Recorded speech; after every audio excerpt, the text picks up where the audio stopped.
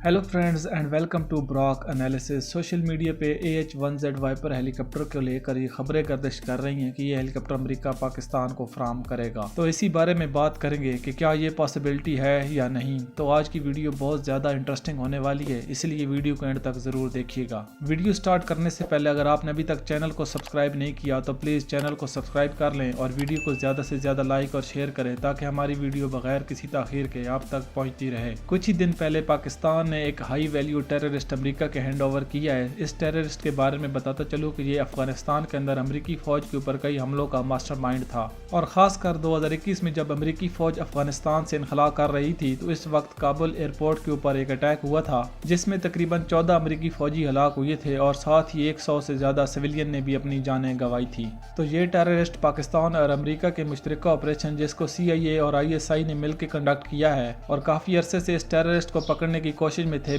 आखिर ये terrorist ISI ने अरेस्ट कर लिया और इसको अमेरिका के हैंड ओवर किया गया, जो कि अमेरिका की रिक्वेस्ट थी कि अगर ये टेररिस्ट पकड़ा जाता है तो इसको अमेरिका के हवाले किया जाए ताकि वहां पे इस पे मजीद ट्रायल किए जा सके।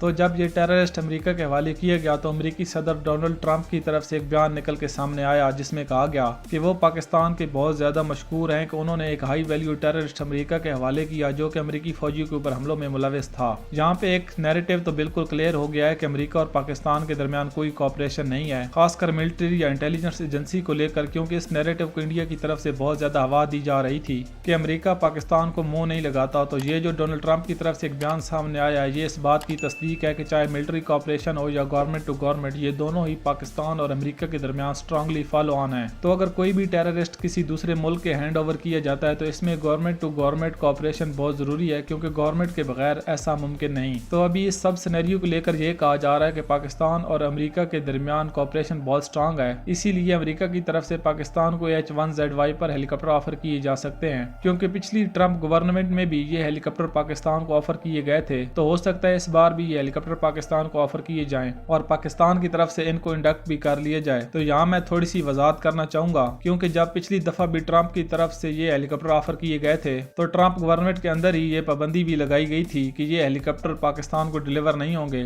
और इसके अलावा जहाँ तक मिलिट्री कोऑपरेशन की बात है तो पाकिस्तान और इंडिया एक दूसरे के दुश्मन ममालिक होने के बावजूद ISI और RA ने कई ऑपरेशन ऐसे कंडक्ट किए हैं जिसमें इन दोनों एजेंसीज ने एक दूसरे के साथ इंफॉर्मेशन को एक्सचेंज किया है। तो ये सारा सिनेरियो या इस तरह का कोऑपरेशन बिल्कुल एक अलग टॉपिक होता है। इसकी बिना पर आप बिल्कुल नहीं कह सकते कि अमेरिका पाकिस्तान को हेलीकॉप्टर फराहम कर देगा या कोई इस तरह का चांस निकल सकता है कि पाकिस्तान ये हेलीकॉप्टर इंडक्ट कर ले, क्योंकि अमेरिका के अंदर किसी भी कंट्री को कोई वेपन डिलीवर करने की जो कंफर्मेशन होती है वो उसकी पार्लियामेंट करती है और इसमें चांस बन भी सकते हैं कि ये हेलीकॉप्टर पाकिस्तान को ऑफर किए जाएं। तो इस सारे मामले को देखते हुए आप प्रेडिक्शन जरूर कर सकते हैं, लेकिन इस तरह की कोई भी न्यूज ब्रेक नहीं कर सकते। अगर ट्रंप की तरफ से एक बयान पाकिस्तान के हक में दिया गया है तो इसका ये मतलब नहीं कि ट्रंप पाकिस्तान को H-1Z वाइपर फराहम कर देगा। बेशक पाकिस्तान को इस वक्त एक state of the art attack helicopter की जरूरत है, क्योंकि इस वक्त पाकिस्तान के पास जितनी भी अटैक हेलीकॉप्टर हैं वो काफी पुरानी टेक्नोलॉजी पे बेस हैं और पाकिस्तान नए हेलीकॉप्टर्स को लेकर कई सालों से मुख्तलिफ ममालिक से रब्ता कर चुका है, जिसमें चाइना का Z-10ME और तुर्की का T-129 ऐसे हेलीकॉप्टर हैं जो पाकिस्तान की वो तमाम जरूरियात पूरी कर सकते हैं जो कि इस दौर का तकाजा है। लेकिन अगर आप इसी तरफ देखें तो जब पाकिस्तान ने तुर्की से T-129 हेलीकॉप्टर का मुआहदा किया था तो ट्रंप गवर्नमेंट की तरफ से ही इस हेलीकॉप्टर को लेकर तुर्की पे पाबंदी लगा दी गई थी कि तुर्की ये हेलीकॉप्टर पाकिस्तान को नहीं बेच सकता, क्योंकि इसमें जो इंजन इस्तेमाल किए जाते हैं वो अमेरिका डिलीवर करता है। तो मेरे ख्याल में बिल्कुल भी इस बात के चांस नजर नहीं आ रहे कि H-1Z वाइपर पाकिस्तान को ऑफर किए जाएंगे। अगर ऑफर भी किए गए तो पाकिस्तान तुर्की के T-129 को ट्रांसफर ऑफ टेक्नोलॉजी के साथ पाकिस्तान के अंदर ही मैन्युफैक्चर करेगा। तो अमेरिका से ये हेलीकॉप्टर खरीद कर और फिर बाद में अमेरिका पे मुकम्मल डिपेंड करना इसके वेपन्स मेंटेनेंस और ओवरऑल को लेकर, इससे बेहतर है कि पाकिस्तान इंडिजिनसली तौर पे T-129 को पाकिस्तान के अंदर ही मैन्युफैक्चर करे। और जहां तक इंडिया के AH-64 अपैची हेलीकॉप्टर की बात है तो Z-10ME air to air combat conduct कर सकता है। तो ये हेलीकॉप्टर अपैची हेलीकॉप्टर को कम्पीट करने के लिए काफी है। तो जब पाकिस्तान आर्मी के पास Z-10ME और T-129 जैसे इस दौर के जदीद हेलीकॉप्टर होंगे और इन हेलीकॉप्टर को लेकर अमेरिका की तरफ से कोई कंडीशन भी अप्लाई नहीं होगी तो ये पाकिस्तान के लिए इससे बेहतर है कि पाकिस्तान AH-1Z वाइपर खरीदे और फिर अमेरिका पे मुकम्मल डिपेंड हो जाए। तो मेरे ख्याल में AH-1Z वाइपर ऑफर نہیں किए जाएंगे और अगर ऑफर भी किए गए तो पाकिस्तान आर्मी अब इन हेलीकॉप्टर को इंडक्ट नहीं करेगी, क्योंकि पाकिस्तान आर्मी और एयरफोर्स को अमेरिकन वेपन्स को लेकर काफी एक्सपीरियंस हो चुका है। पाकिस्तान आर्मर्ड फोर्सेज अमेरिकी वेपन्स के साथ फ्री हैंड फील नहीं करती, इसीलिए पाकिस्तान इस वक्त इंडिजिनसली मैन्युफैक्चर वेपन्स की तरफ बढ़ रहा है। तो फ्रेंड्स, ये था हमारा आज का एनालिसिस। उम्मीद करता हूँ यहाँ पे इन्फॉर्मेशन क्लियर रही होगी। मिलते हैं एक नई और दिलचस्प वीडियो के साथ, तब तक के लिए इजाजत दीजिए। पाकिस्तान जिंदाबाद।